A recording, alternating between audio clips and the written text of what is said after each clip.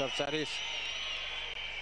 Ο Μπράμος στα στατικό σουτ για 3, 15-19 δίνει προβάδισμα. Πολύ δυνατό κορμί. Έκρηξη. Όλοι λένε ότι είναι πολύ καλός παίκτης, αλλά το σημαντικό είναι ότι ο Μπράμος σημαδεύει για δεύτερη φορά την Καντού. Λένεν. Κούζιν. Τον τρίποντο από τον Μπράμος. Αν είδα. Πάντα Διαμαντίδης. Θα βγάλει στον Μπράμος. Με άσκημες συνθήκες στο σουτ. Τρομερό το τέταρτο τρίποντο του Μάικ Μπράμος. Μάικ Μπράμου μάλλον.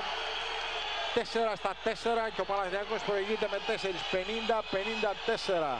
Ξανά εδώ. Αυτό το δύσκολο υποαμυντική πίεση και πίεση χρόνου τρίποντο του Μπράμος. Του Μπράμου μάλλον, με συγχωρείτε. Κάνω το λάθος αυτό, αλλά δεν υπάρχει. Είναι ο Μπράμος του Μπράμου. Παρασυρώμεθα, δεν είναι Αμερικανός ο άνθρωπος για να λέμε ο Μπράμος του Μπράμος. Ο Μπράμος. Ο Λάσμε θα ξανακερδίσει την μπάλα. Ο Μπράμος για 3. Ναι, το πέμπτο τρίποντο για τον Μάικ Μπράμο. 61-60. Διαμαντίδης. Ούκιτς στη γωνία, ελεύθερος ο Μπράμος. Έκτο τρίποντο για τον Μάικ Μπράμο που φτάνει τους 18. Έχει 6 στα 8 παρακαλώ. 66-60 Καντού. Και έχει σουτάρει 10 στα 21 τρίποντα. 47% παρακαλώ. Πολύ καλό τον Μπρούξ. Πάντα Διαμαντίδης, το screen από τον Λάσμε. Ο Μπράμος.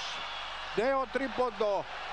Είναι ο άνθρωπος που δείχνει πως μπορεί να καθαρίσει το παιχνίδι. 60